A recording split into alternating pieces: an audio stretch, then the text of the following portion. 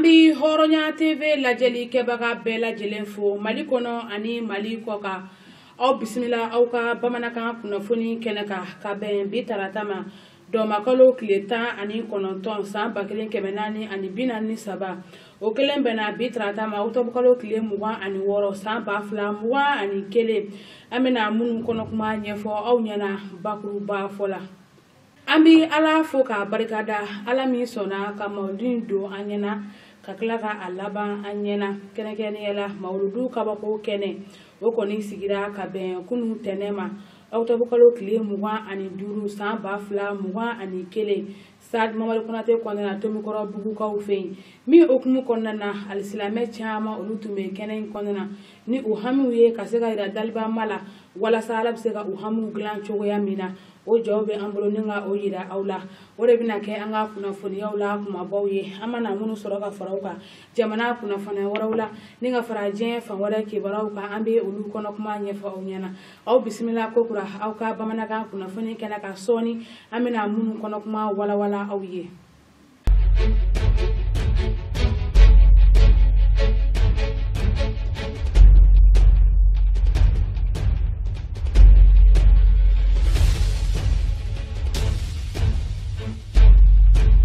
Révolution ikumatine jakuli mi sigilendo alislamiya dine demeni kama wode hukumu konana jamia tu ikumatine tondon ninga FAROUK karamogo baka sidina Sheikh Maru Seydou Kulubali El FAROUK ube wuli kajola sanga ani wati bela jilena masaba nga dine labarali kama wala sa kaseka ala ka dine bo fasan kolon konana wode hukumu konana an karamogo ba la Sheikh Maru Seydou Kulubali aka kale kande ala ka domba ofenga be dogola kaseka bela jilenda ngena maya ina fo aka kan chuga mina o domba ula belebele doye mauludu ye ne mauludu sera jamia tu ikumatine karamogo ba ela Sheikh Maru Seydou Kulubali abe mauludu wajulu kene sigi kadam ne bangel la fokata se mauludu yere kabako kenema yani o che semeni programme bu bolo semeni konana obe la bon chama sabati kaseka ulu bara uke wala sa mauludu ko bonya useka usoro chuga mina o dawla belebele doye mauludu semeni konana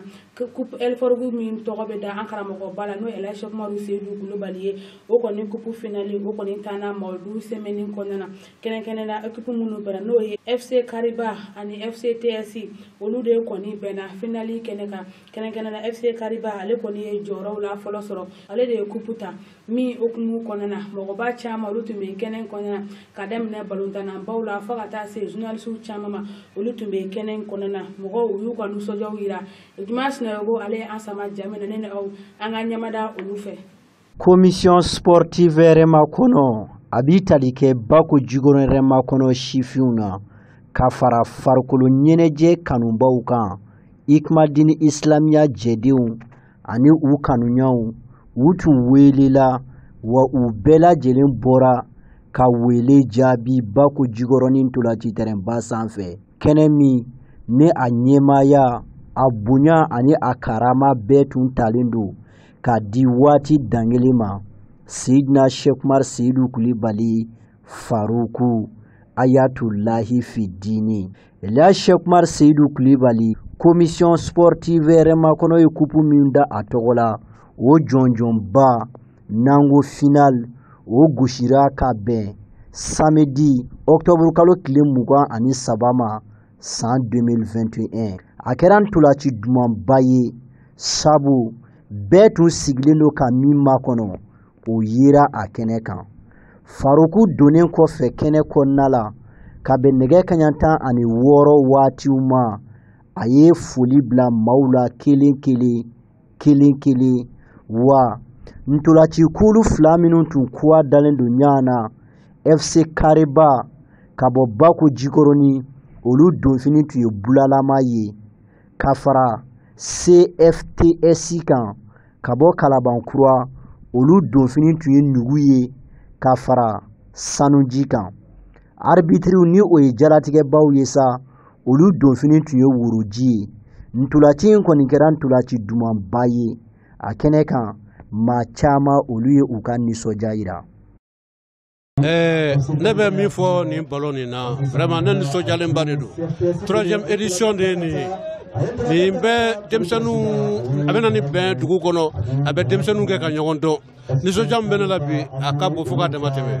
an bɛ dugawu kɛ FAROUK ye vraiment ala ka si d'a ma ala ka kɛnɛya d'a ma ala kana nin ban an ka dugu kɔnɔ fiyewu fiyewu an kɛnɛma kɛ nin kɛ san o san an kɛnɛma kɛ nin kɛ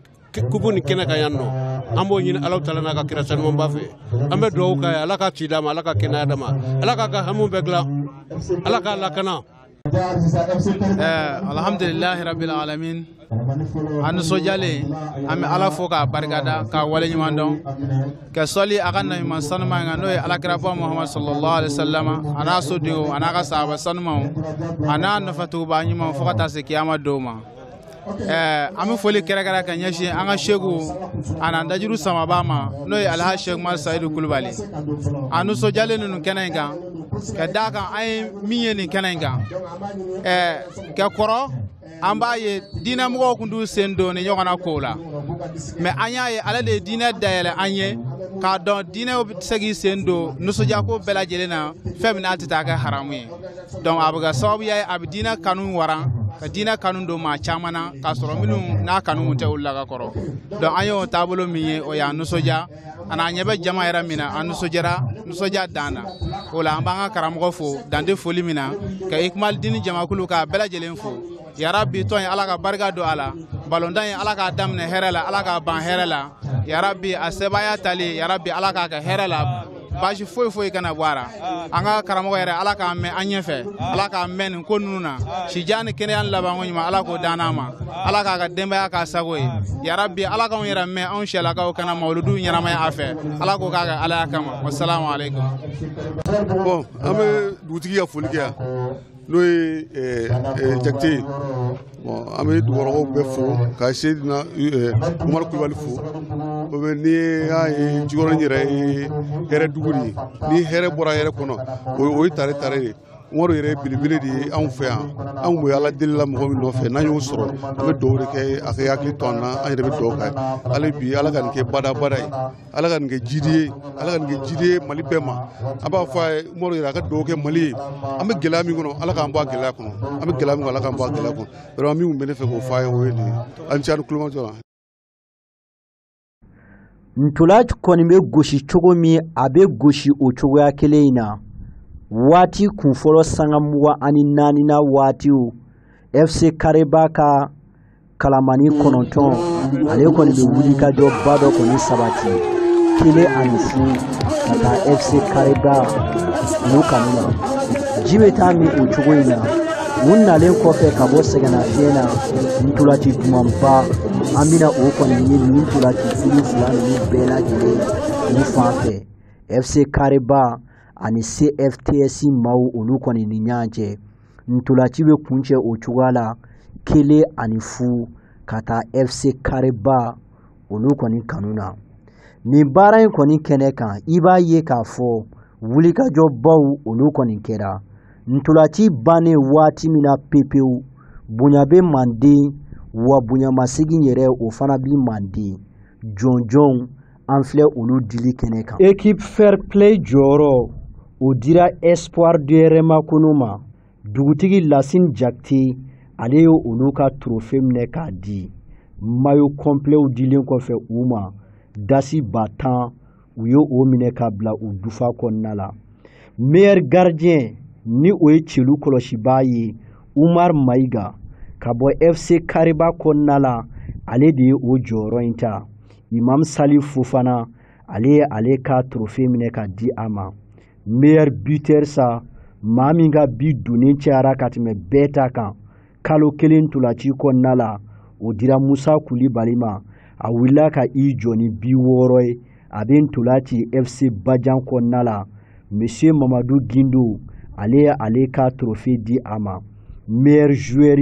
min ntolaci cogo ka ɲi ka tɛmɛ joueur bɛɛ lajɛlen ta kan u yɛrɛ ka jate la o dira Ba Jalo ma ale bɛ ntolaci FC Kareba kɔnɔna la Monsieur Mamadou Doumbia ale ye olu ka trophée minɛ ka di u ma deuxième place sa o dira CFTS maaw ma Monsieur Mohamed Kulibali ni o yɛrɛ Farouku denkɛ ye ale ye olu ka jɔnjɔn minɛ ka di u ma enveloppe dasi ba mugan ɲɔgɔnna bɔɲɔgɔn ko o bi a kɔnɔna la. Jɔyɔrɔ gale FC Kariba Umar Bunkatabu Tuama bi dugukolo sanfɛ Faruku Ayatullahi Fidini a ye kupu ta k'a di nin tulaci kulu kofɔlen kɔni ma u y'a kɔrɔ ka ɲɔgɔn fɛ ka sɔrɔ ka enveloppe a girimanba dasi ba 40 ɲɔgɔnna bɔɲɔgɔn ko o taara ka di nin ma kofɔlen ninnu kɔni ma ni o ye 40 ye a kɛnɛ kan hali bi tulacila kulu minnu filɛ u ka degede karamɔgɔw u ye u hakilina di. Olu ka baara ninnu bɛɛ tɛmɛnen kɔfɛ ka bɔ yen waati min na Seydina Sheikh Umar Seydou Kulibali Faruku a ye duwawu laban kɛ an ka sɔrɔ ka kan bɛɛ da ɲɔgɔn ye. Nin baara in bi don mawuluduba hukumu kɔnɔna la an bɛ duwawu de kɛ Ala ka nin kupu in tako 4nan yira an na. Halibi an bɛ to Bakɔ Jikɔrɔni balontan tɛrɛnba kɔnɔna na coupe El Faroukou ale kɔni finale taara yen FC Kariba fo ka taa se FC TS ni ɲɔgɔn cɛ min hukumu kɔnɔna na FC Kariba ale kɔni ye sebaaya sɔrɔ o sebaaya in hukumu kɔnɔna na an karamɔgɔba Elhaji Sheikh Umar Seydou Kulibali balontan in daminɛna a ɲɛna ni ka tila ka a kun cɛ a ɲɛna Faroukou ale fana ye a ka nisɔndiyaw yira ka se ka waliɲumandɔn foli kɛ halibi ka ɲɛsin bɛɛ lajɛlen ma Seydina Sheikh Umar Seydou Kulibali an ka ale ka kɔrɔfɔw lamɛn. Bon, an bɛ Ala fo ka barikada ka Alakira Muhamadu fo ka ɲini Ala fɛ a ka kisi nɛɛma k'a kan a n'a somɔgɔw a n'a nɔfɛtuguba ɲuman bɛɛ an bɛ jama fɛn o fɛn bi an bɛ bɛɛ fo ka bɛɛ barikada baara in daminɛna hɛrɛ la Ala k'a fori hɛrɛ la an bɛ aw yɛrɛ fo aw minnu ye kunnafoni laselaw ye aw minnu bɛ an surunya an kanuɲɔgɔnw na ka kanuɲɔgɔnw surunya an na Ala ka barika don aw yɛrɛ ka baaraw la Ala k'a ta fanga di aw ma. O kɔfɛ bi nisɔndiya min bɛ Faroukou la dati an bolo k'an bɛ se k'a fɔ ka se a da la i yɛrɛ y'a fɔ cogo min na quartier denmisɛnninw n'o ye an yɛrɛ sigida la denmisɛnninw ye olu de ye nin labɛn alhamdulillah kulo in jara a kɛra nisɔndiya ye fan bɛɛ fɛ mais nisɔndiya min ka bon n'a bɛɛ ye an yɛrɛ sigida de y'a kɛ parce que tuma dɔ la mɔgɔ dɔ bɛ bonya i bɛ ɲuman kɛ wa i bɛ ɲɛ fo ka se ɲɛ kɛnfɛ la mais i ni mɔgɔ minnu bɛ ɲɔgɔn kan i b'a sɔrɔ u t'i dɔn u tɛ k'i fɛ. Mana Ala sɔnna anw sigida kɛra an fɛ et puis u y'an ka ɲuman dɔn wa u farala an ka fɛn bɛɛ lajɛlen la mana nin kɛnɛ in bi o seereya kɛnɛ kanda jira o nisɔndiya de bɛ Faroukou la wulada in na nisɔndiyala na Ala de bɛ min dan dɔn. Ok, an b'a ye k'a fɔ ko nin ye tako 3nan yala an bɛ se k'an jigi da tako 4nan kan wa? An b'a faamu cogo min na nin ko in kɔni a bɛna continuer de i komi e yɛrɛ y'a fɔ i ka kumaw na sisan inshallah a daminɛna Jikɔrɔni dama de la ni ne ma ɲinɛ o kɔfɛ dafɛ quartier farala kan bi ɲɛna minnu filɛ final la yɛrɛ Kalabankura ani Bakɔ Jikɔrɔni o kumana an b'a jigi san wɛrɛ Bamakɔ bɛɛ bɛ se ka y'a la Mali yɛrɛ bɛɛ bɛ se ka y'a la don nataw la nin ko in kɔni a tɛ dabila abada a bɛ continuer de fo waati la min ka di Ala ye. Mais coupe a bɛ da mawuludu kulonkɛw hakili kɔnɔna la i bɛ se ka dakura damadama fɔ an ye o kan. Bon coupe in donna mawuludu de kɔnɔ et puis o ye dɔ fara bonya kan n'o tɛ u y'a dabɔ ne yɛrɛ ka anniversaire de kama a finali kɛ bɛn o ɲɛnajɛw ma mana a daminɛw la a tun bɛ kɛ ten de mais waati nana koron a donna mawuludu kɔnɔ salon an y'a kɛ mawuludu kɔnɔ ɲinɛ fana a bɛnna mawuludu kɔnɔna ma o kumana o bɛ dɔ fara bonya kan parce que ni kira ko farala fɛn min kan kisi nama b'a ma o y'o ko dafalen de. O kuma i bɛ se ka welekan jumɛn lase i yɛrɛ ka tinda denmisɛnninw ma kɛrɛnkɛrɛnnenya Mundi n'a ka denmisɛnninw. An bɛ min fɔ commission sportive mɔgɔw ye n'o ye Mundi Tarawele n'a ka tɔw ye o de ye bɛn ye. Malakɛ hɛrɛ bɛɛ bɛ bɛn de kɔnɔ bonya bɛɛ bɛ bɛn de kɔnɔ garijɛgɛ bɛɛ bɛ bɛn de kɔnɔ wa wasa bɛɛ bɛ bɛn de kɔnɔ pour quartier ka taa ɲɛ a ka se ka yiriwa ka jidi fo quartier mɔgɔw ka bɛn wa bɛɛ bɛ daminɛ denmisɛnninw de la parce que kumadonsow b'a fɔ san bɛ tigɛ k'a kɔ to gomi de maakɔrɔba minnu bɛ yen bi olu bɛna bɔ yen ko tɔ bɛna to denmisɛnninw de bolo mana n'olu bɛnna ka kɛ kelen ye ka ɲɔgɔn faamu siga foyi t'a la an mago bɛ quartier ka développement min na an mago bɛ jidi min na o bɛ sabati. Kɛntɔ ni sigi kelen in na ka wele da Mali yɛrɛ bɛɛ lajɛlen ye Mali bɛ degun min kɔnɔ bi bɛnbaliya de don ni Maliyɛnw sera ka bɛn fandaw ni faamaw an sera k'an tɛgɛ di ɲɔgɔn ma ka ɲɔgɔn kanu ka bɛnbaliya gɛn ka bɔ an ni ɲɔgɔn cɛ an bɛ degun o degun kɔnɔ nin ye a bɛɛ lajɛlen bi ban o tuma na kundala surunya la an bɛ se k'o de fɔ kuma laban na ka ɲini Ala ba fɛ an ka quartier ba in bako jigoroni ala ka bɛɛ sabati a kɔnɔ a jeunesse yarabi ala k'an ka ɲɔgɔn faamu k'an don da kelen fɛ k'an bɔ da kelen fɛ faso Mali yɛrɛ ala ka bɛɛ sabati a kɔnɔ ɲɛmaa minnu bɛ yen bi ala ka jamana tali fanga di u ma ala ka bɛɛ sabati jamana in fan bɛɛ ala ka degun ni tɔɔrɔ bɛɛ wuli ala k'o kɛ kira bonya kama mɔlu in barika kama sɔla ala rasuli.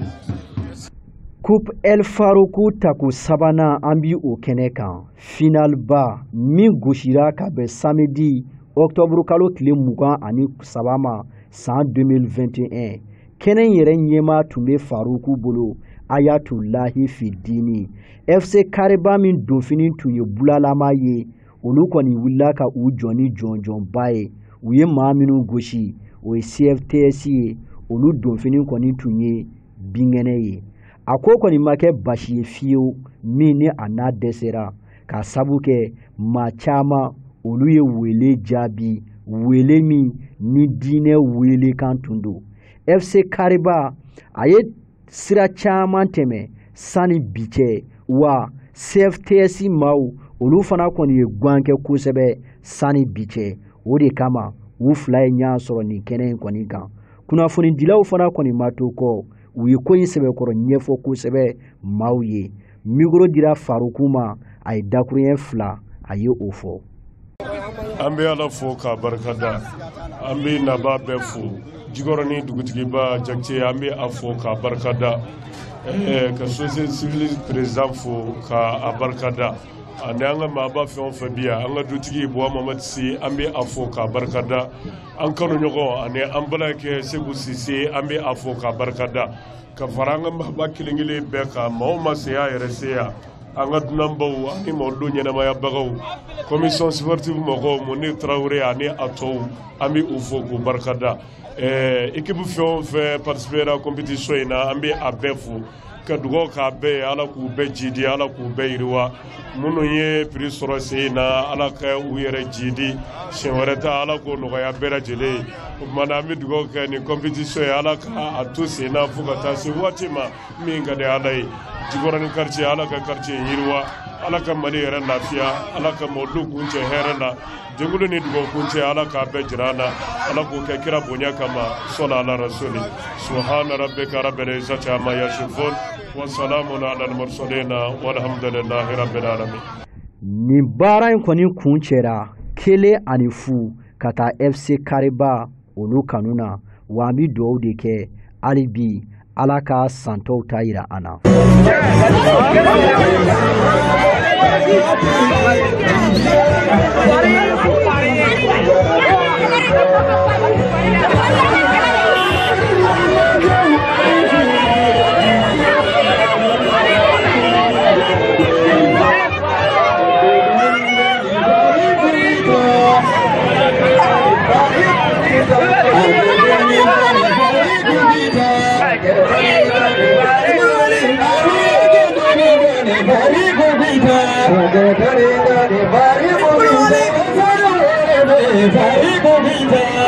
Nin tun ye coupe El Faroukou ale finali kɛnɛ ye min tana bakɔ jikɔrɔni balontan terrainba kɔnɔna na révolution Hikmadine tɔn ni ka fara u karamɔgɔba kan ka fara kanuɲɔgɔnw caman kan mun nana kɛnɛ ɲɛnamaya bɛɛ lajɛlen ka nisɔndiyaw jira hali bi an bɛ dugawu de kɛ san wɛrɛ mawuludu ala k'o don ne ni aw bɛɛ lajɛlen garisɛgɛ la a finali a n'a balontan bɛɛ lajɛlen ala k'a don ne ni aw bɛɛ lajɛlen garisɛgɛ la kira bonya kama sɔli ala rasuli o bɔlen kɔ i n'a fɔ an y'a ɲɛfɔ cogo min na an ka kunnafoniyaw daminɛw na ka bɛn kunun tɛnɛma dɔma kalo tile 18 san 1443 mawuludu ka bɔ ko kɛnɛ o kɔni sigira Tomikɔrɔbugukaw fɛ yen Stade Mamadu Konate kɔnɔna na min senfɛ maaba caman olu tun bɛ kɛnɛ kɔnɔna na i n'a fɔ aw bɔra ka a jaw ye cogoya min na waati tɛmɛnenw na kɛnɛkɛnɛ na mawuludu ye donba ye alisilamɛw bolo min hukumu kɔnɔna na mɔgɔw bɔra diɲɛ fantan ani 4 bɛɛ lajɛlen na ka na mawuludu ɲɛnamaya an karamɔgɔba fɛ ni o ye Sidina Sheikh Umaru Seydou Kulubali El Faroukou ye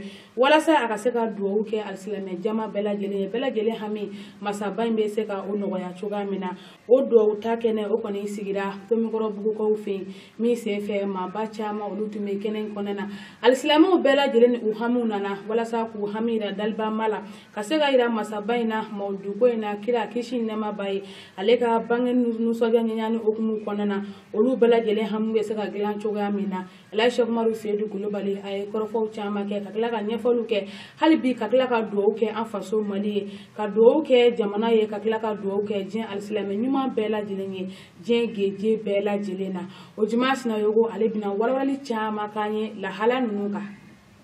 Ni an ye Stade Mamadou Konate kɔnɔna la Mawludu Nabawi san 1443-2021 tago sabanan kɛnɛ kan kɛnɛ min ni kɛnɛ tɔw ti kelen ye sabu nin kɛnɛ de bi wuli ko Mawludu ko kɛnɛ tɛnɛn ka ca dalibama ka danni na nka tɛnɛn min bɛnna dɔnba kalo tile 18 ma walima Octobre kalo tile 25 o fɛnɛ bi fara tɛnɛn bonyanlenw kan sabu ko Mustafa ka bangeni duwawu kalanba Ala sɔnna ka o bɛnni don kofɔlen fana ma ni ye Ikmadini Islamiya ka kɛnɛ la bɛnnen ye kɛnɛ min ni a ɲɛmaya a bonya a n'a karama bɛɛ tun talen don ka di waati dangelen ma Ala ka kabako a ka diinɛ kɔnɔna la Elhaji Sɛki Umaru Seyidu Kulibali Ayatullahi fi dini cɛw kɔni bɔra kabini nɛgɛ kaɲɛ 15 cɛw ani musow denmisɛnw ani maakɔrɔw lakanabaw garde nationale protection civile ka fara Ikmadini Islamiya finitigiw kan pour nin baara in bi se ɲa cogoya min kɔni na bɛɛ lajɛlen nakun ye kelen ye an kana Ala wele kana an dusukun ɲɛsin dalibama ma gɛlɛya minnu bi anw ka jamana kɔnɔna la hami minnu bi anw kelen kelen bɛɛ lajɛlen na o hami ninnu bɛɛ lajɛlen bi se wuli ka bɔ yen cogo min na wa a kɛnɛ kɛra kɛnɛ ye kɛnɛ min ni bɛɛ lajɛlen ye I niyɔrɔ sɔrɔ baaraw kɔni ninnu donna nɛgɛ kaɲɛ 16 maître de cérémonie fɛ minnu ni u ye wele bila an badenw ma olu kana u ka foliw ani u ka nisɔndiya kumaw latɛmɛ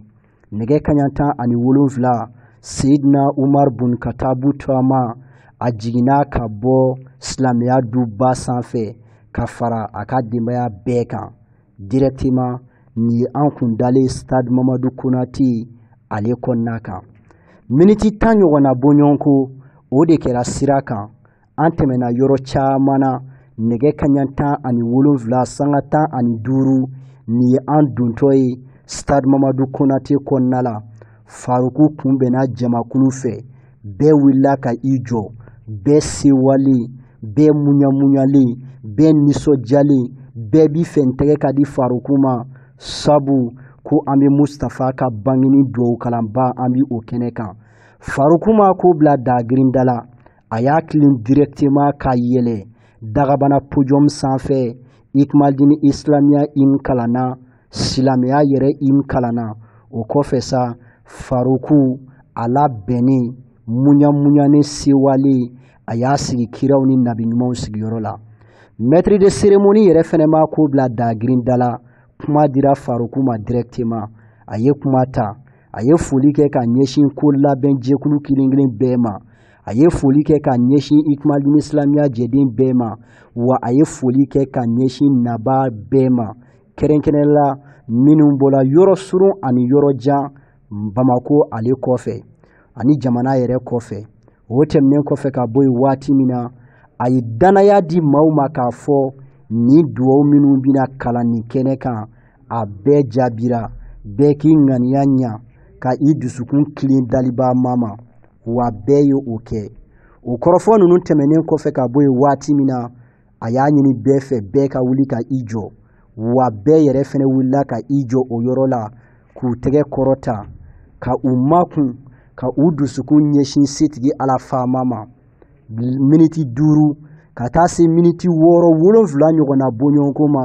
maaw jɔlen don k'u ɲɛ jɔ dalibama la sabu dalibama yɛrɛ tun bi an fɛ terrainba in kɔnɔ Mustafa tun bɛ yen mɛlɛkɛw tun bɛ yen an tun b'a la ka foroba dɛgɛ ka a cogoba ɲan fɛ Stade Mamadou Konate kɔnɔna la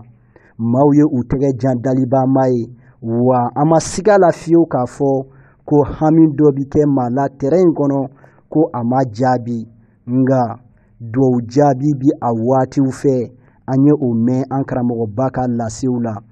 o kɔfɛ sa maaw sɔrɔla ka u sigi duwawu kalanba o sɔrɔla ka kɛ nɛgɛ kaɲa 18 sanga 20 sanga 30 ɲɔgɔnna bɔɲɔgɔnko nin baara ninnu bɛɛ lajɛlen kɔni sɔrɔla ka fara ɲɔgɔn kan faruku jiginna kana don a ka sokɛw kɔnɔ ka wuli ka i jɔ ka foli bila bɛɛ ma k'a sɛnsɛn o cogo la dɔɔni dɔɔni fo bako jikɔrɔ nɛrɛma kɔnɔ nɛrɛ kɔrɔ an bɛ duwawu de kɛ ala ka kɛnɛ caman sigi nɔgɔya aw ani anw bɛɛ lajɛlen ye mawuluduba Mustafa hɔrɔma kosɔn ala ka an makow bɛɛ lajɛlen dilan kira bonya kama sɔli ala rasuli.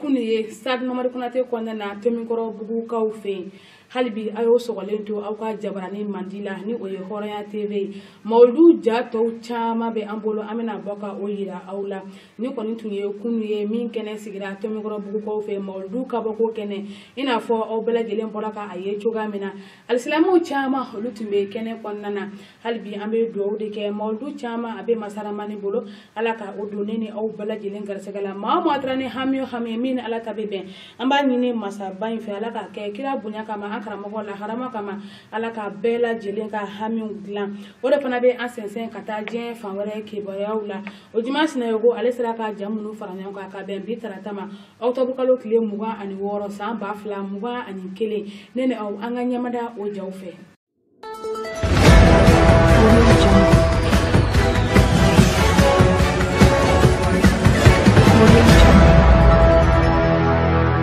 An bɛ taa kɔnɔwari jamana kɔnɔna la nin waati in na dɔgɔkun furancɛ tɛmɛnen kɔnɔna la sanji belebele o kɔni nana kɔnɔwari duguba la an ko min ma ko Abidjan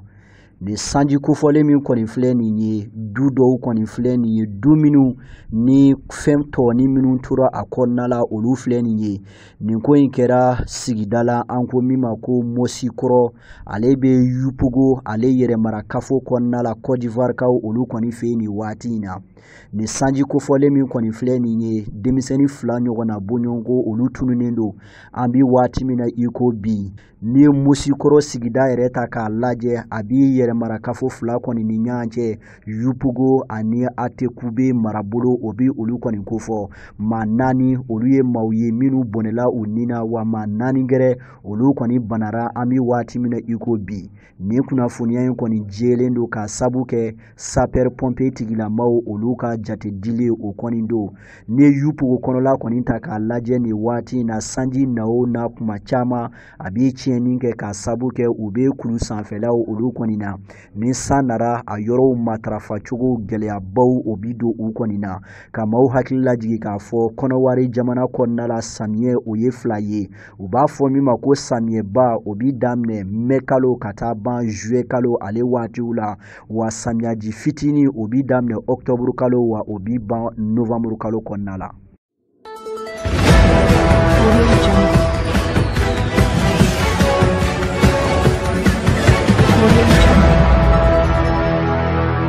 An bi nɔnkɔnkari kɛ ka taa farafina kɔrɔnyanfan fɛ kɛrɛnkɛrɛnnɛla Sudan jamana kɔnɔna la maa maa bɛ yen ni o ye civil ye ni olu da kɔni tun bɛ Sudan fanga koɲɛw kɔni na finitigiw kɔni ye u bɛɛ lajɛlen kɔni minɛ tɛnɛn tɛmɛnen ka sabu kɛ fanga jaso dɔ kɔni ye waati la tɛmɛ fanga o yɛrɛ kɔni kɔnɔna la o waati kelen diɲɛ seleke 4 tɔnbaw olu kɔni bala ka u kan lege bɔ ni waati in na k'a fɔ finitigiw ka fanga lasegi civilu ma ina fo akoni tume cogoya min kɔni na ka maaw hakili lajigi k'a fɔ Umar El Bashir a kɛlen kɔfɛ ka san 30 kɛ fanga la san 2019 fanga jaso kɛra Sudan ale jamana kɔnɔna la General Abdel Fattah al-Burhan ale min ye kɛlɛkɛcɛw ka ɲɛmaa ye wa fanga jaso in yɛrɛ sababu bɔra ale min kɔni na a ye wele bila bɛɛ lajɛlen kɔni ma k'a fɔ gouvernement kura bɛna sigi sen kan gouvernement min maa minnu bɛ yen ni olu bi u yɛrɛ dɔn ni u b'u ka baara ɲɛdɔn olu de bɛna ta ka don a kɔnɔna la o cogo kelen fana kɔni don a y'a yira k'a fɔ fanga bonda fɛn fɛn bɛ Sudan jamana kɔnɔna la a bɛɛ lajɛlen ka baaraw jɔ an bi waati min na i ko bi General Abdel Fattah al-Burhan ni waati in na a ye lase kɛ k'a fɔ bɛnkan sɛbɛn min bɛ u ni diɲɛ seleke naani tɔnbaw ni ɲɔgɔn cɛ siga foyi kɔni t'a la o bɛnkan ninnu bɛɛ lajɛlen kɔni bi tu u nɔ la wa état d'urgence o fana sigira Sudan fantan ani naani bɛɛ lajɛlen kɔni fɛ ministre ɲɛma ni o ye Abdallah Hamdok ye ka fara a nɔfɛmaa caman kɔni kan olu minɛra ni waati in na wa ministre ɲɛma ka biro maaw ye kunnafoniya bɔ ka bi k'a fɔ jamanadenw ka wuli ka u jɔ ni waati in na ka sabu kɛ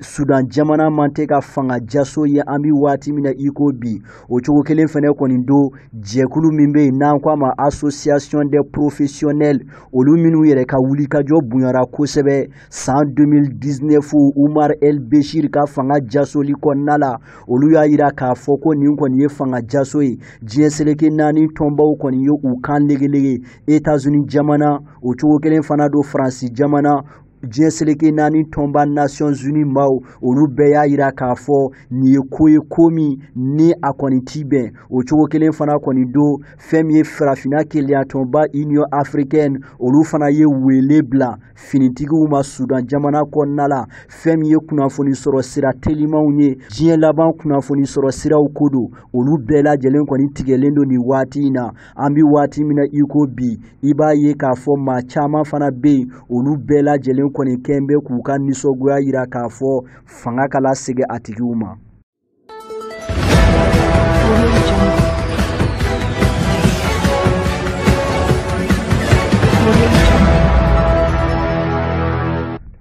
Afghanistan jamana kɔnɔna la maraba kura minnu bɛ yen ni o ye talibanw ye olu ye lase kɛ k'a fɔ baara dɔ bi sigi sen kan baara min ni maa minnu ye a kɛ u sara kɔni bi kɛ dumuni ye an ko programme nourriture contre travail a bi tali kɛ dingɛsegin dɔw kɔni na Kabul ale jamana o kɔni kɔnɔna la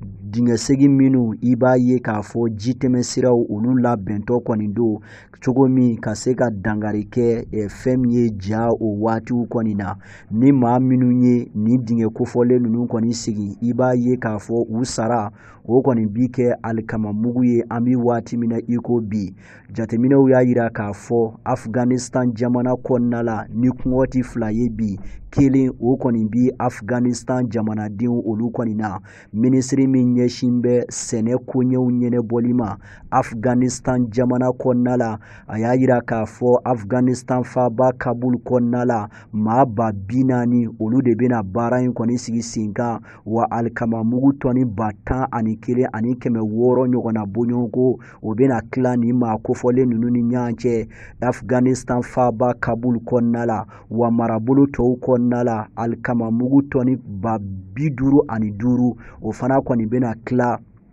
marabolo tɔw ni ɲɔgɔn cɛ o marabolo bi tali kɛ Herat marabolo Jalalabad marabolo Kandahar marabolo Mazar-i-Sharaf marabolo fo ka taa se Paul Ikomiri marabolo kɔni ma ministri min ɲɛsin bɛ sɛnɛ koɲɛw ɲɛnɛbɔli ma Abdul Rahman Rashida ni cɛ kofɔlen kɔni y'a yira k'a fɔ sɛgɛ min bɛ Afghanistan jamana kɔnɔna la ani kɔngɔ min bɛ Afghanistan jamana kɔnɔna la sababu misɛnmani dɔw bi a la o sababu bɛ tali kɛ a fɔlɔ diɲɛ laban banajugu o min kɛn bɛ ka diɲɛ maa kamana gan nin waati in na a filanan o bi tali kɛ ja la an ko sécheresse o min ɲɔɲɛlen don Afghanistan ani marabolo dɔw fana kɔni kɔnɔna la sabanan o bi tali kɛ diɲɛ seleke naani kɛn bɛ ka dɛmɛ bɛɛ lajɛlen tigɛ Afghanistan jamana la ni waati na a naanina ani a laban o bɛ tali kɛ Afghanistan jamana ka nafolo maralen don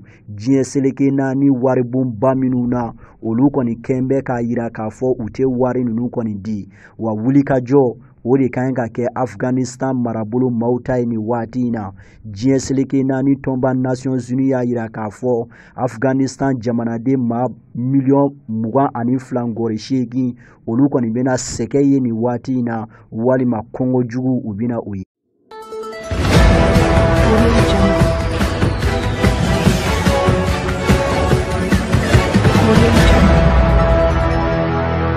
An bɛ taa continent asiatiki cɛmancɛ yan fan fɛ jamana min bɛ continent asiatiki cɛmancɛ la fana ni a jama ka ca ka tɛmɛ continent asiatiki cɛmancɛ jamana bɛɛ lajɛlen kɔni kan an ko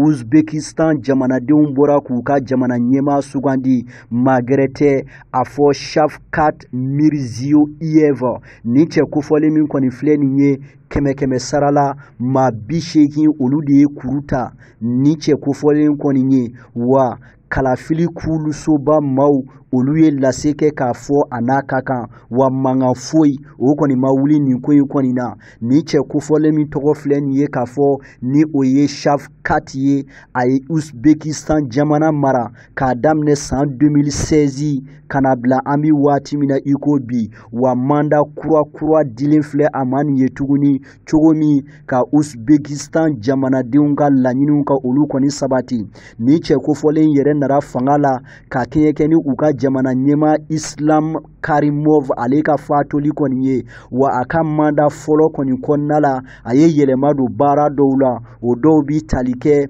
jagoya baara an ko travail forcé a ye o jɔsi ka bɔ yen pewu Uzbekistan jamana kɔnɔna la a ye sɔrɔ dayɛlɛn bɛɛ ye wa fanga sɛnɛmatɔ maa minnu tun minɛlen don a ye olu bɛɛ lajɛlen kɔni bila an bi waati min na i ko bi nka fɛn min ye bɛɛ jɛ fanga taabolow kɔni ye yɛlɛmabaw olu kɔni ma don o koɲɛw kɔni na politiki ko binakun kɔni kan ka sabu kɛ maa 4 olu ni cɛ kofɔlen kɔni tun kɛn bɛ k'u kuwa da ɲa na ni kalafili senfɛ ni di o maa 4 ta k'a lajɛ olu bɛɛ lajɛlen kɔni ni cɛ kofɔlen yɛrɛ cɛ ka surun fanga sɛnɛmatɔn fɛlɛtɔn kulu 3 yamaruya kɔni ma di olu ma u ka cɛ bɔdi ka kɛɲɛ kɛ ni jamana ɲɛma kalafili kɔni ye Uzbekistan jamanadenw ka laɲini ye jumɛn ni jumɛn jamana ɲɛma yɔrɔ dɔ ka bɔ fantanya jugu la o min kɛn bɛ bi ka san sɔrɔ Uzbekistan jamana kɔnɔna la o cogo kelen fana kɔni do baarantanya sifinw fan fɛ yɛlɛma dɔw ka se ka na wa aramadenya yɛrɛ gɛlɛya dɔw ka bɔ o la an bi waati min na i ko bi. Ambalma TV hɔrɔnya lajɛbagaw ne de bɛ dansigi kɛ bi anw ka bamanankan kunnafoni na anw bɛ dugawu kɛ an faso Mali ye Ala ka Maliba in kolo suma ka mantino da kelen fɛ ne ka u bɔ da kelen fɛ bɛn ni kelenya ani basigi ni ko to ɲɔgɔn ta ni ɲɔgɔn lamɛn Ala ka o sabati Maliba in kɔnɔna na Ala ka lakana sabati Mali fantan ani 4 bɛɛ lajɛlen na Ala ko k'an y'a ka Ala ya bonya kama kira bonya kama anw karamɔgɔ la hɔrɔma kama sɔli ala rasuli o bɔlen kɔ anw bɛ dugawu kɛ an yɛrɛ karamɔgɔba ye n'o ye Sidina Sheikh Umaru Seydou Kulubali FAROUK ye silamɛya fitinɛ yele an bɛ dugawu k'a ye sijan ani kɛnɛya labanko ɲuman o bɛ masaramani bolo Ala k'o di a n'a ka denbaya sanuma in bɛɛ lajɛlen ma Ala ka mɔgɔ bɔ a la min bɛna jɔyɔrɔ ta diinɛ labarali okumu kɔnɔna na hali bi an bɛ aw ladɔnniya k'a fɔ i n'a fɔ an y'a ɲɛfɔ cogo min na an ka kunnafoniyaw la a y'aw sɔgɔlen to hɔrɔnya TV la n'o ye aw ka jabarani mandi ye mawulidu ja tɔw caman bɛ an bolo an bɛna bɔ k'aw yira aw la waati nataw kɔnɔna na o de fana bɛ dansigi kɛ bi anw ka bamanankan kunnafoni na ka bɛn bi tarata ma Octobre kalo tile 26 san 2021 Nabila Isa ale ka bangeni sanjati la Ala ka mawudu caman don ne ni aw bɛɛ lajɛlen garisɛgɛ la aw k'an bɛn diɲɛ waati wɛrɛ ni masaramani ka jɛ ye